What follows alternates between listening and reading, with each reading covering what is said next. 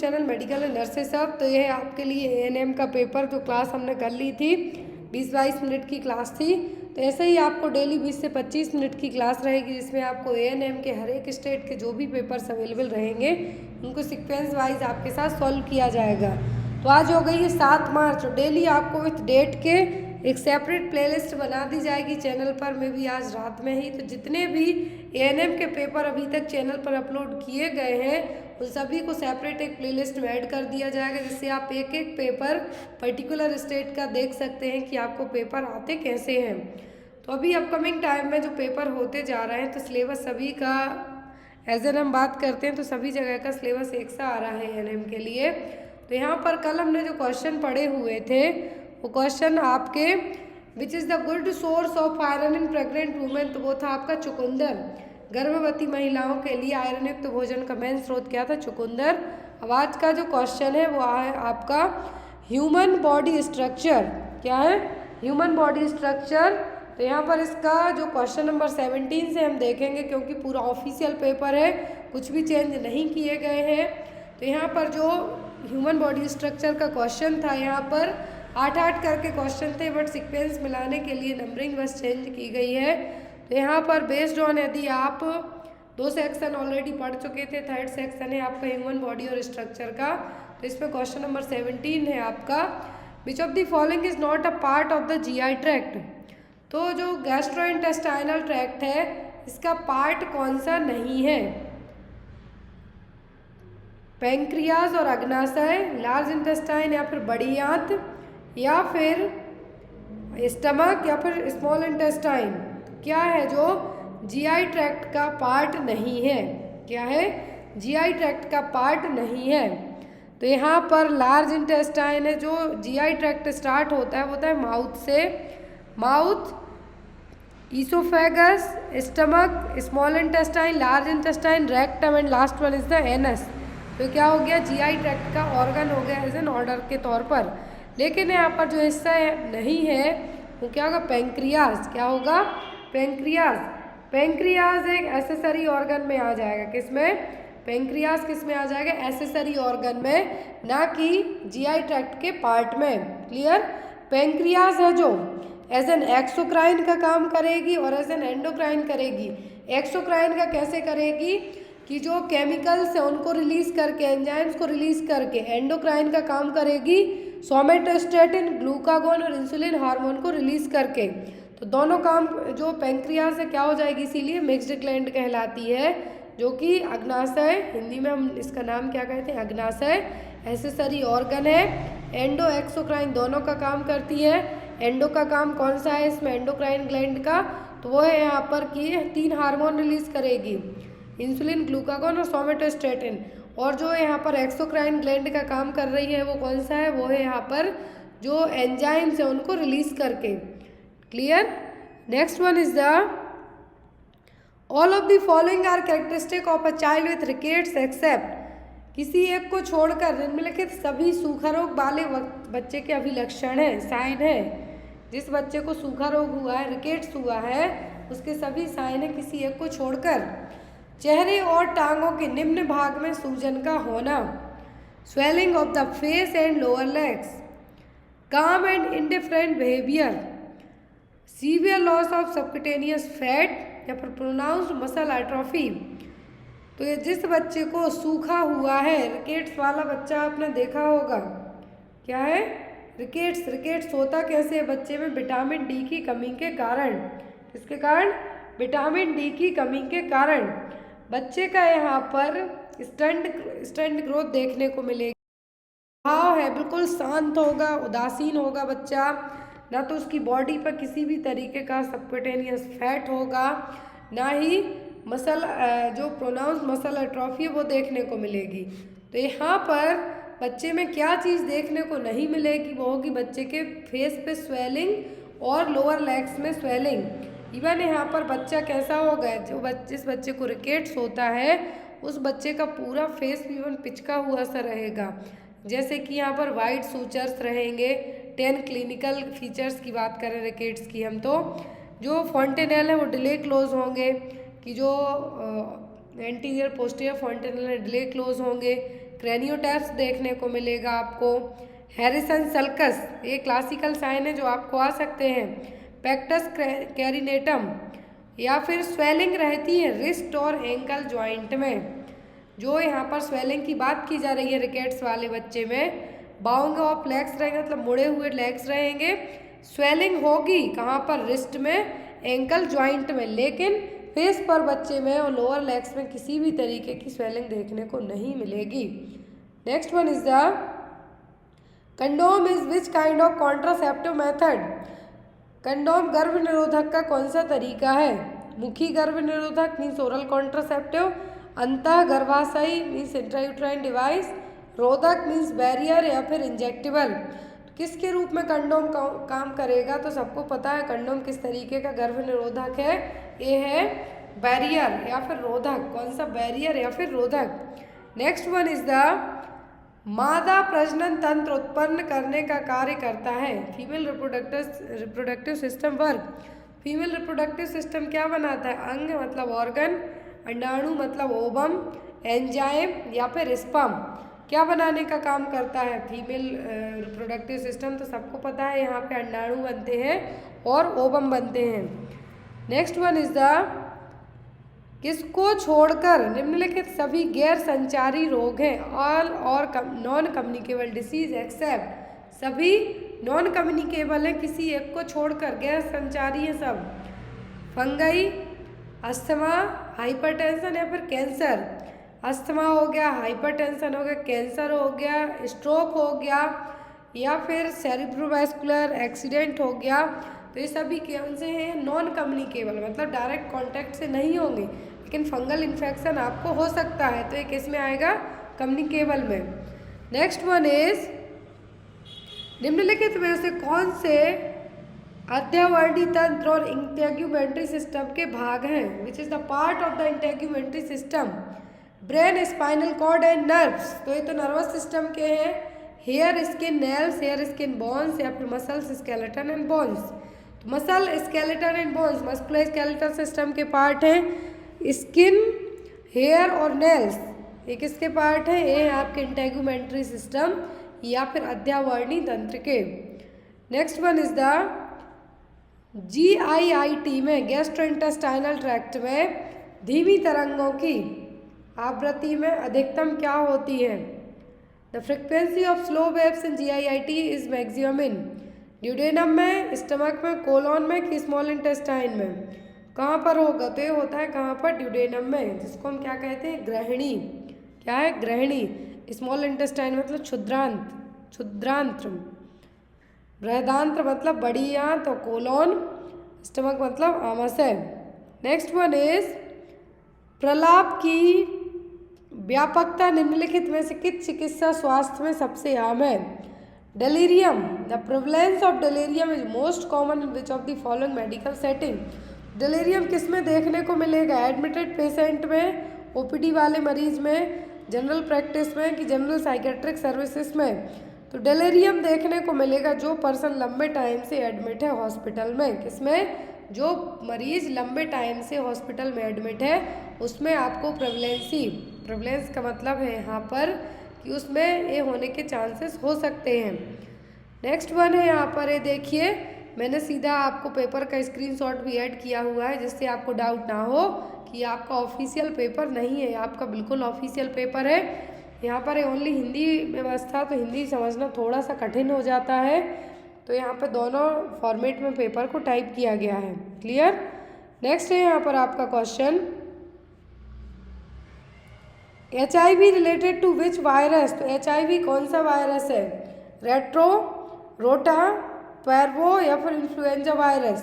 तो HIV relate करता है रेट्रो वायरस कैटेगरी से। किससे, रेट्रो वायरस कैटेगरी से। रोटा वायरस तो डायरिया के लिए है, इन्फ्लुएंजा H1N1 फ्लू के लिए, एवियन फ्लू के लिए या फिर H3N2 फ्लू के लिए। Next one is the What is the only means of estimating the prevalence of tuberculosis in a population? आबादी में TB के प्रसार का अनुमान लगाने का एकमात्र साधन क्या है। स्पुटम कल्चर, AFB के लिए स्पुटम, छाती का एक्सरे और चेस्ट एक्सरे, ट्यूबरक्लिन टेस्ट। तो अक्षमा या फिर टीबी के जो मरीज को आपके लिए यदि किसी जनता में क्या करना है, प्रेवलेंसी चेक करना है, तो वो होगा ट्यूबरकुलिन टेस्ट, जिससे आपको एक कंफर्मेशन है जो पता चलेगी कि पर्सन को टीबी है या नहीं। नेक्स्ट है यहाँ पर काली खांसी या कुकुर खांसी को क्या कहा जाता है? Whooping cough is also called as lymphocytosis, rabies, pertussis की ल्यूकोसाइटोसिस। तो काली खांसी, कुकुर खांसी, 100 दिन की खांसी, इसका दूसरा नाम है पर्ट्यूसिस। जिन बच्चों को फिट्स की कन्वल्जन्स की प्रॉब्लम होती है उनको पर्ट्यूसिस वैक्सीन भी नहीं दी जाती। और पर्ट्यूसिस जो मोस्ट कॉमनली होती है जिन बच्चों की उम्र 2 साल तक हो, किसकी? 2 साल तक की उम्र के बच्चों को कॉमनली पर्ट्यूसिस देखने को मिल सकता है। नेक्स्ट वन, और ये डायरेक्ट ड्रॉपलेट कॉन्टैक्ट से फैलता है, मतलब स्नीजिंग कफिंग से। कुष्ठ रोग का रोग कारक क्या है? What is the causative agent of leprosy? Leprosy का कॉजेटिव एजेंट क्या है? सैल्मोनेला टाइफी, ये तो टाइफाइड के लिए है। माइकोबैक्टीरियम ट्यूबरक्लोसिस, टीबी के लिए है। कॉर्नीबैक्टीरियम डिप्थीरिया, डिप्थीरिया के लिए रिस्पॉन्सिबल है बैक्टीरिया। माइकोबैक्टीरियम लेप्रा, तो कुष्ठ रोग और लेप्रोसी के लिए पॉजिटिव एजेंट क्या है? Mycobacterium lepra. साल्मोनेला टाइफी किसके लिए है? ये टाइफाइड के लिए। ट्यूबरक्लोसिस माइकोबैक्टीरियम, ये है टीबी के लिए। डिप्थीरिया के लिए कॉर्नीबैक्टीरियम डिप्थीरिया। नेक्स्ट वन है यहाँ पर निम्नलिखित में से कौन सा निचले श्वसन पथ का संक्रमण है? विच is the lower part of respiratory tract infection. तो लोअर पार्ट है जो रेस्पिरेटरी ट्रैक्ट इन्फेक्शन का कौन सा है? ब्रोंकाइटिस, लैरिंजाइटिस, टॉन्सिलाइटिस, फेरेंजाइटिस, ये सब क्या है अपर पार्ट में होंगे, ये नीचे लंग्स में एंटर नहीं करेंगे। जो इन्फेक्शन लंग्स में एंट्री कर जाए लोअर रेस्पिरेटरी ट्रैक्ट इन्फेक्शन में आएगा, वो होगा ब्रोंकाइटिस। ब्रोंकाई में इन्फेक्शन इन्फ्लामेशन होना क्या कहलाएगा? ब्रोंकाइटिस, और ये लंग्स में रहेंगी। Clear? Next one is the किसी एक को छोड़कर निम्नलिखित सभी आंतरिक ज्वर के संचरण के विभिन्न तरीके हैं। All of the following are different mode of transmission of typhoid except. तो टाइफाइड इन सभी के कारण फैल सकता है किसी एक को छोड़कर। यूरिन, ओरल रूट, वायु में ड्रॉपलेट इन्फेक्शन, मक्खियों के माध्यम से या फिर फीको ओरल रूट से। तो फीको ओरल रूट से, कंटामिनेटेड वाटर से, यूरिन ओरल रूट से, फ्लाइज के थ्रू जो टाइफाइड है ट्रांसमिट हो सकता है, लेकिन ड्रॉपलेट इन्फेक्शन से टाइफाइड नहीं फैलेगा। ड्रॉपलेट इन्फेक्शन से टाइफाइड नहीं फैलेगा, लेकिन फीको ओरल रूट से, कंटामिनेटेड फूड एंड वाटर से, फ्लाइज के थ्रू टाइफाइड है जो फैल सकता है। नेक्स्ट वन इज किशोरावस्था में अंकुश कृमि संक्रमण आमतौर पर किसके कारण बनते हैं? हुकवॉर्म इन्फेक्शन। देखिए कितना इजी सा नाम है, कितना बड़ा दे दिया है हिंदी में इसको। तो यहाँ पे कहा है कि hookworm infection adolescence usually become the cause of. तो हुकवॉर्म इन्फेक्शन के कारण एडोलेसेंस पीरियड में क्या होने के चांसेस रहेंगे? Infertility, iron deficiency, anaemia, intestinal obstruction या फिर perforation of GIT, gastrointestinal tract. किशोरावस्था में एडोलेसेंट पीरियड में जो कॉमनली हुकवॉर्म के कारण होगा वो क्या होगा? वो होगा यहाँ पर आपको आयरन डेफिशिएंसी, एनीमिया। इसीलिए हुकवॉर्म इन्फेक्शन से प्रिवेंट करने के लिए एल्बेंडाजोल मेडिसिन है जो दी जाती हैं। यदि हुकवॉर्म आपकी बॉडी में है तो आप जो कुछ भी खा पी रहे हैं वो सब खाते पीते जाएंगे तो आपको कुछ भी नहीं लगेगा। नेक्स्ट वन है काली खांसी का रोग कारक निम्नलिखित में से कौन सा है? Causative agent of whooping cough. Whooping cough किसके थ्रू होता है? तो ये होता है बॉर्डेटेला पर्ट्यूसिस के कारण। मैंने यहाँ पे आपको पूरे ऑप्शन इसलिए नहीं बताए क्योंकि ऑलरेडी इनिशियल स्टार्टिंग क्वेश्चन में आपने देख लिए हैं। तो बॉर्डेटेला पर्ट्यूसिस क्या है? पॉजिटिव एजेंट है किसके लिए? वूफिंग कफ और काली खांसी के लिए। नेक्स्ट सेक्शन है आपका care of the sick in the community. Community में कोई मरीज है तो उसकी केयर कैसे करेंगे, या फिर प्राइमरी केयर भी आप इसको कह सकते हैं। यदि कुछ सेकंड के लिए सूजन वाले भाग को अंगूठे के साथ मजबूती से दबाने पर 6 mm की गहराई रिकॉर्ड की जाती है, सूजन की डिग्री क्या होगी? If a depth of 6 mm is recorded on pressing the swallow in area firmly with the thumb for a few seconds, then the degree of oedema, क्या है, डिग्री ऑफ एडिमा क्या होगी यहाँ पर 3+, 4+, 2+ की 1+।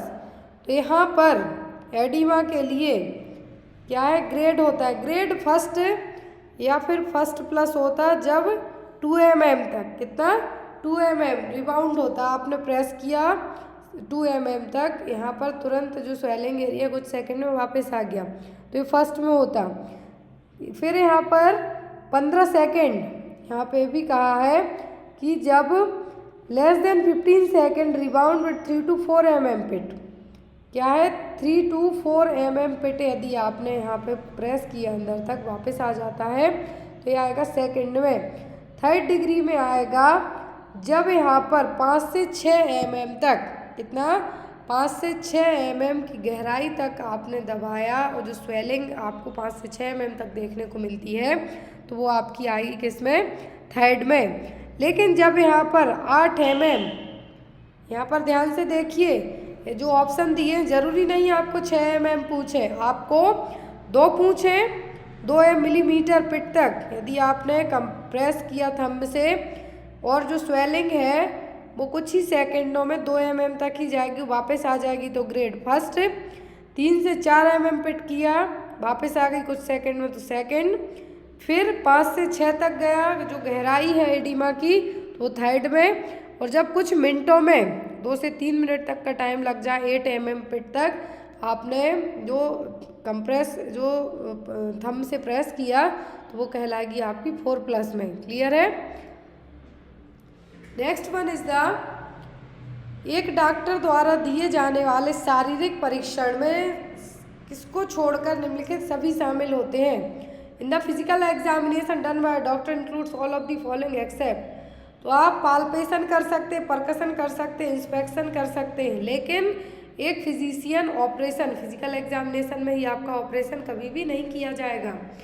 नेक्स्ट वन इज, जीवन संबंधित data में निम्नलिखित में से कौन सा पैरामीटर शामिल है। Which of the following parameter is included in the life related data. बचपन की बीमारियां, वयस्क बीमारियां और अस्पतालवास, childhood disease, adult disease and hospitalisation. दूसरा है आपका location, quality and intensity of symptom, brief description of the clients problems, name, age, sex and marital status. तो यदि आपका किसी भी डिसीज़ को लेके लाइफ रिलेटेड डेटा कलेक्ट किया जा रहा है, तो यहाँ पर आपका मेन होगा आपकी एज, सेक्स और मैरिटल स्टेटस, नाम, एज, सेक्स और मैरिटल स्टेटस, क्योंकि यहाँ पर ओनली आपके life related data bus collect किया जा रहा है, ना कि आपकी बीमारी को लेके। नेक्स्ट है यहाँ पर न्यूरोलॉजिकल सिस्टम से संबंधित असेसमेंट कौन सा है। Which is the assessment related to neurological system. Auscultation, palpation, respiratory rate या फिर एग्नोसिया। तो ऑस्कल्टेशन किया जाएगा, पाल्पेशन किया जाएगा, रेस्पिरेटरी रेट चेक की जाएगी, लेकिन एग्नोसिया क्या है यहाँ पर। तो यहाँ पर ऑस्कल्टेशन, पाल्पेशन, रेस्पिरेटरी रेट ये आपकी फिजिकल असेसमेंट में आ जाएगा, लेकिन जो एग्नोसिया है, जब यहाँ पर आपका न्यूरोलॉजिकल असेसमेंट किया जा रहा है, क्या है, न्यूरोलॉजिकल सिस्टम को चेक किया जा रहा है, तो यहाँ पर आपको एग्नोसिया के लिए भी चेक किया जाएगा। यहाँ पर इनेबिलिटी, ऐसी आपके अंदर क्षमता नहीं होगी कि आप कुछ चीज़ों को रिकॉग्नाइज कर सकें, पहचान सकें किसी भी रीजन से, या तो ब्रेन में किसी पार्ट के डैमेज होने के कारण हो सकता है। तो न्यूरोलॉजिकल असेसमेंट का एक मेन पार्ट होगा क्या, agnosia. Agnosia means loss of the ability to identify objects और people. Next one is the, which of the following statement is true regarding arterial pulse estimation. कौन सा कथन ध्वनि स्पंद आकलन से संबंध में सत्य है। यहाँ पर ये आपको थोड़ा सा प्रॉब्लमेटिक हो सकता है, क्योंकि जो क्वेश्चन है हिंदी इंग्लिश दोनों फॉर्मेट में है। यदि मैंने इसकी जो फॉन्ट है इसका साइज कम किया तो आपको दिखेगा नहीं। The carotid pulse is felt to assess the volume and symptoms. The pulse rate should be counted for 15 second to palpate the radial artery. The carotid pulse is felt to assess the rate and rhythm. Generally sinus tachycardia is seen in the athletes. तो यहाँ पर कहा है कि arterial pulse को लेके सही क्या है। तो वो होगा आपकी कैरोटिड पल्स, जिससे आप वॉल्यूम और सिम्टम्स का पता लगा सकते हैं। क्या है? वॉल्यूम और सिम्टम्स को असेस करने के लिए आप कैरोटिड पल्स को चेक कर सकते हैं। नेक्स्ट है यहाँ पर आपका क्वेश्चन, एक रोगी की शारीरिक जांच के दौरान यदि त्वचा में स्पर्शीय परिबद्ध ठोस उत्थापन 1 सेंटीमीटर से छोटा देखा जाता है तो ये क्या है? During the physical examination of a patient, if a palpable circumscribed solid elevation in the skin smaller than 1 centimetre is most likely. तो ये क्या है? ट्यूमर है, मैक्यूल है, पेप्यूल है कि नोड्यूल है? ये कहलाएगा पेप्यूल। क्या कहलाएगा? पेप्यूल। नेक्स्ट क्वेश्चन है यहाँ पर आपके लिए, इसका आंसर आप लोग कमेंट बॉक्स में देंगे। क्वेश्चन है, निम्नलिखित में से कौन सा कथन परामर्श के संबंध में सत्य है? Which of the following statement is true regarding the counselling? Counselling को लेकर सही क्या है? परामर्श शारीरिक देखभाल की तकनीक है जिसका उपयोग तब किया जाता है जब रोगी की शारीरिक क्रियात्मक स्थिति खतरे में होती है। Counselling is a physical care technique. दूसरा है, परामर्श से नई अभिवृत्तियों, व्यवहार और भावनाओं का विकास होता है। Counselling develop new attitude, behavioural feelings. या फिर परामर्श व्यक्तियों को उपलब्ध विकल्पों की जांच करने के लिए प्रोत्साहित नहीं करता है? बिल्कुल करता है। परामर्श साइकोमोटर कौशल के अधिग्रहण पर केंद्रित है। तो अब यहाँ पर आपको इसका आंसर बताना। सीधा सा क्वेश्चन है कि काउंसलिंग के बारे में सही पॉइंट कौन सा है। क्लियर? आई होप आपको ये क्वेश्चन अच्छे लगे हो। कोई डाउट हो तो आप कमेंट बॉक्स में कमेंट ज़रूर कीजिए। मेरी डेली ये कोशिश रहेगी कि आपको ANM के इसी तरीके के क्वेश्चन डेली लाए जाएं। Thank you for watching us. Bye bye, take care.